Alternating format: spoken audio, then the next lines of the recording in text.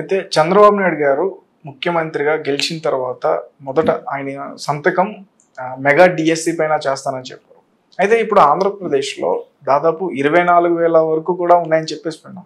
కానీ ఆయన 16,000 మందికి మాత్రమే కేటాయించారు. దాని గురించి తమ్ముడి వివరాలు నేను చూడాలి, కానీ స్థూలంగా చెప్తాను. దక్షిణాది రాష్ట్రాల్లో 17 పిల్లలకి లేక 18 మంది పిల్లలకు ఒక టీచర్ ఉన్నారు. ఏ లెక్క చూసినా కూడా టీచర్ల సంఖ్య సరిపోతుంది. కొన్ని సబ్జెక్టులో కొరతలు ఉండొచ్చు, కానీ మనకేమిటంటే ఉద్యోగం అనగానే ప్రభుత్వ ఉద్యోగము మన మనసులో పడింది. ప్రభుత్వం ఉద్యోగాలు ఇచ్చేది సమాజంలో 100 మంది పనిచేస్తుంటే 3 ప్రభుత్వంలో వస్తాయి. మిగతా 97 మంది ఏమవుతారు? మీకు ఒక 100 పోస్టులు రేపు ప్రకటిస్తే 1,00,000 మంది పోటీ పడతారు, లేకపోతే 2,00,000 మంది పోటీ పడతారు. ఎంతమంది పోటీ పడితే 100 పోస్టులు. ఆ 100 పోస్టులు ఎవరికి వస్తాయి. మరి మిగతా 99,900 మంది సంగతి ఏంటి? ఇప్పుడు ఎన్నికల్లో మరి ఈ రకంగా ఉపాధి వస్తే బాగుంటుందని కోరుకుంటున్నారు కాబట్టి ఓకే, ఉన్నంతవరకు అవసరమైన చేయాలి, అవసరం లేకపోతే చేయకూడదు.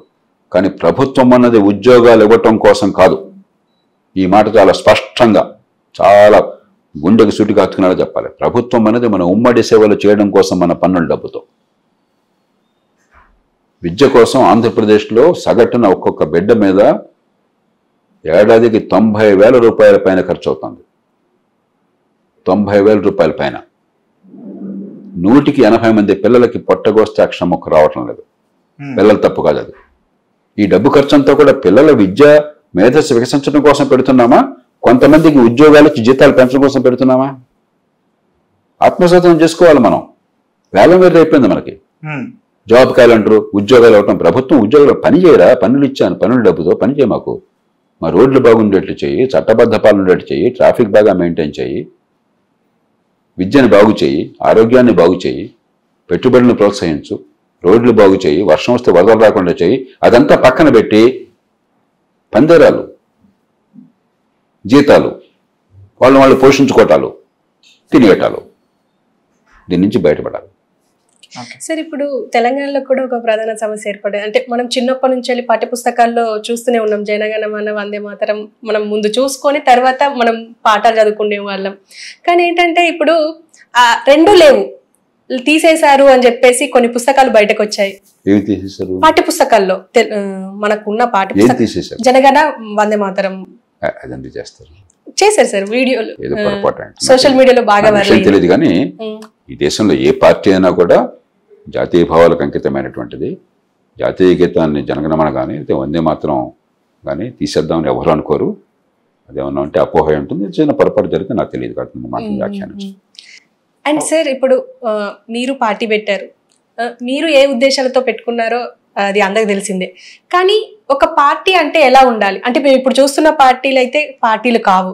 మమ్మల్ని అడిగితే మాకేమనిపిస్తుంది అంటే, ఇప్పుడు ఉన్న ఇటు తెలంగాణలో కానీ అటు ఆంధ్రప్రదేశ్లో కానీ మా తెలుగు 2 రాష్ట్రాల్లో కూడా ఉన్న పార్టీలు అసలు పొలిటికల్ పార్టీసే కాదు.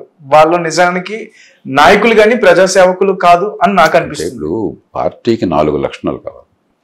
మొట్టమొదటిది, సామాన్య ప్రజలందరికీ రాజకీయ భాగస్వామ్యానికి వేదిక కావాలి. మన మనసులో కొన్ని ఆలోచనలు ఉంటాయి. రాజకీయ కలపలు పెంచుకోవాలని కోరిక ఉంటుంది. కొన్ని సిద్ధాంతాలు గొంతిన వాళ్ళని కోరిక ఉంటుంది. దానికి వేదిక కావాలి. అంటే పార్టీ కొంతమంది సొంత ఆస్తిగా ఉండకూడదు. రెండోది, పార్టీలోకి సమర్థుల్ని, నిజాయితీ పరుల్ని ఆహ్వానం పెరిగే తీరు ఉండాలి. అంతేగాని నాకు బాగా ఊదే వాళ్ళని, పూర్తిగా నాకు ఏ మాట అంటే తానంటే తందాననేవాడిని, అలా కాదు.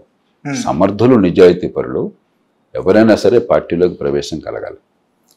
ఆ సమర్థులు, నిజాయితీ పరులు నిజాయితీగా అవినీతికి పాల్పడకుండా హేతుబద్ధమైన విధానాలతో, అంటే తాత్కాలికమైన తాయిలాలు, కులం, మతం వీటి ఆధారంగా కాకుండా వాళ్ళ శక్తి సామర్థ్యాలు, వాళ్ళ ఎజెండా, వాళ్ళ గత చరిత్ర, వాళ్ళ విశ్వసనీయత, వాళ్ళకు ఉన్నటువంటి బలమైనటువంటి భావజాలము, దాని ఆధారంగా పెరిగే అవకాశం కలగాలి. ఆ తర్వాత పార్టీలు ప్రజలకి నిర్దిష్టమైన ప్రత్యామ్నాయాన్ని చూపగలగాలి.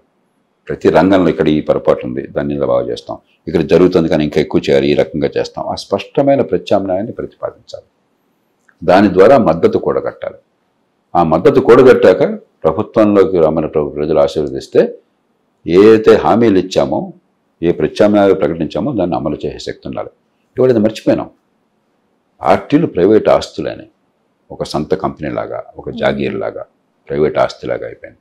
ప్రజలకి ప్రత్యామ్నాయాలు చూపెట్టడం కాదు, ఏదో రకంగా డబ్బులు ఇచ్చో, లేకపోతే తాత్కాలికమైన తాయిలాలు ప్రకటించో, లేకపోతే కులం మతం ఆధారంగానో ఏదో రకంగా జనాన్ని సేకరించాలి. పార్టీలో నాయకత్వం పెరిగేది సామర్థ్యాన్ని బట్టి, నిజాయితీని బట్టి, సేవా లక్షణాలను బట్టి, నాయకత్వ లక్షణాలను బట్టి కాదు. ఎంత డబ్బు, ఏ కులం, ఎవరు కొడుకు, ఈ పరిస్థితి వచ్చింది. ఇవన్నీ మారాలి. పార్టీలో అంతర్గత ప్రజాస్వామ్యం రావాలి, రాజకీయం తీరు మారాలి. ఒక్కరోజు మారదు. కాబట్టి క్రమక్రమంగా మార్పు కోసం మనం ప్రయత్నం చేయాలి. మనం ఏం చేసాం, ఈ ఊబిలో కూరుకుపోయి ఇదే పరిపాలన అనుకుంటున్నాం, ఇదే రాజకీయం అనుకుంటున్నాం. వీడి మీద ఆడు, వాడి మీద ఈడు, ఈ కులం మీద ఆ కులం, ఆ కులం మీద ఈ కులం. దాని నుంచి బయటపడాలి, ఇంకా పరిణతి చెందాలి ప్రజాస్వామ్యం. అనిపిస్తుందా సార్ పడే అవకాశం ఉంది అనేసి? నాకేమాత్రం అనుమానం లేదు. కాకపోతే కొంచెం సమయం పడుతుంది. అనుకున్నంత వేగంగా జరగదు. కానీ ఈ ప్రజాస్వామ్యం సజీవంగా ఉంది, బలంగా ఉంది. ప్రజల మనసులో, ఉదాహరణకి ఎన్నికల్లో దేశమంతా ఈ రకంగా ప్రజలు ఫలితం ఇస్తారని మీరు అనుకున్నారా? అన్ని పార్టీలు కూడా జాగ్రత్తగా ఉండాలి. ప్రజలు మేరుకుంటున్నారు, అర్థం చేసుకుంటున్నారు. మనం వాళ్ళని ఇష్టం వచ్చినట్టుగా ఏదైనా చేయొచ్చు అని చెప్పి అనుకోకూడదు అని అర్థం చేసుకుంటున్నారు. కాబట్టి ప్రజల్లో నిజమే చదువు లేదు, కానీ ఇంగిత జ్ఞానం అన్నది. మంచి చదువు ఉండి స్థానిక ప్రభుత్వాలు బలపడితే ప్రజల్లో ప్రజాస్వామ్యం మరింత పెరుగుతుంది. అయోధ్య అసలు దేశమంతా అందరం సెలబ్రేట్ చేసుకున్నాం, హిందువులు, ఈవెన్ ముస్లిమ్స్ కూడా వెళ్ళారు. కానీ అయోధ్యలో ఈ పార్టీ ఓడిపోయింది, ఎందుకంటారు? అందుకే ఇప్పుడు పార్టీలు ఏమనుకున్నా కూడా ప్రజలు మతానికి రాజకీయానికి మధ్య సంబంధాన్ని పెద్దగా చూడలేదు. అంతేకాదు, మన సమాజంలో మనకి కులం అన్నా, మతం అన్నా, భాష అన్నా, ప్రాంతం అన్నా కొంచెం ఇతరులను చులకం చేస్తున్నప్పుడు మనం తమిళను అరవాళ్ళు అంటాం. అరవం అంటే రణగొణ ధ్వని అని చెప్పాను. తమిళ భాష మన గురించి అలాగే అనుకుంటారు. అలాగే ఈ జిల్లా వాళ్ళు ఆ జిల్లా వాళ్ళకి వచ్చి, తెలంగాణ వాళ్ళు ఆంధ్ర వాళ్ళకి వచ్చి, ఆంధ్ర వాళ్ళు తెలంగాణకు వచ్చేది అనుకుంటుంటాం. చిన్న చిన్న పెద్దగా ఎక్కువ లేకపోయినా కూడా. కానీ మనకి అంతర్గతంగా ఒక స్పష్టమైన అవగాహన ఉంది ప్రజలకి. కొంచెం ఆ పరిమితి లోపల కాస్త ఇలాంటివి పర్లేదు, కానీ గీత దాటితే మేము ఒప్పుకోమని స్పష్టమైన అవగాహన ప్రజలకు ఉన్నది. అందుకని మతం విషయంలో కానీ, కులం విషయంలో కానీ, ప్రాంతం విషయంలో కానీ మనం కొంచెం ఎక్కువగా వెళ్ళిపోయి విభేదాలు సృష్టించే ప్రయత్నం చేస్తే ప్రజలు ఎప్పుడు తిరస్కరిస్తారు. రామాలయం గురించి ఎవరికి అభ్యంతరం ఉండదు, కానీ రామాలయమే పరిపాలనకి ప్రామాణికం కాదు. మంచి పరిపాలన కావాలి. ప్రజలందరూ కూడా దేశంలో ఈ పార్టీ, ఈ ప్రాంతం, ఆ ప్రాంతం లేకుండా మాకు సంక్షేమం కావాలి, అభివృద్ధి కావాలి, అభివృద్ధిలో మాకు వాటా కావాలి. ఇవాళ ఏమవుతుంది, అభివృద్ధి ఫలాలు కేవలం బాగా నైపుణ్యం ఉన్న వాళ్ళకి, మంచి చదువు ఉంటే, నిజమైన చదువు ఉంటే, పట్టణాల్లో నివాసం ఉంటే, నెట్వర్క్ ఉంటే వాళ్ళకి లాభం ఎక్కువ వస్తుంది. మరి గ్రామాల్లో ఉన్న పేదలు పనికిమాలిన చదువు, సర్టిఫికేట్లు ఉన్నా కూడా ఉపయోగం లేని చదువు, పట్టుకున్న నాథులు లేడు, వాళ్ళ సంగతి ఏంటి? కాబట్టి ఈ ఎన్నికలను మనం ఎలా చూడాలంటే, ప్రజలు వేగంగా మార్పు కావాలని కోరుతున్నారు. ఒకప్పుడు మిగతా వాళ్ళ జీవితం ఎట్లా ఉంటుందో మనకు తెలిసేది కాదు. ఇవాళ సోషల్ మీడియాలో, టీవీలో అందరికీ అర్థమవుతుంది. మరి నా సంగతి ఏంటి, ఆయన అంత పెరిగిపోతున్నాడు కదా, నేను పెరగట్లేదేంటి అని ప్రజలు ప్రశ్నిస్తున్నారు. ఈ ఓటుకు అర్థం అది.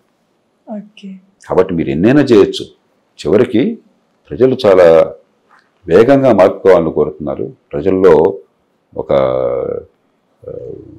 అసంతృప్తి ఉన్నది, ఇది చాలదు అని పేద ప్రజల్లో. దాన్ని అర్థం చేసుకుని ఆకాంక్షలకు అనుగుణంగా తాత్కాలికమైన తాయిలాలతో డబ్బుతో లోపరుచుకోవడం కాకుండా వాళ్ళ శక్తి సామర్థ్యాలు పెంచి వాళ్ళ ఆదాయాలు పెంచేందుకు ప్రయత్నాలు చేయాలి. ఇంక్లూజివ్ డెవలప్మెంట్ అంటాం. ఆ సమగ్రమైన అభివృద్ధి పేదలను భాగస్వాములుగా చేసి వాళ్ళతో సంపద సృష్టింపజేసి వాళ్ళ ఆదాయాలు పెంచే అభివృద్ధి కావాలి. ఈ వర్డ్కి అర్థం అది.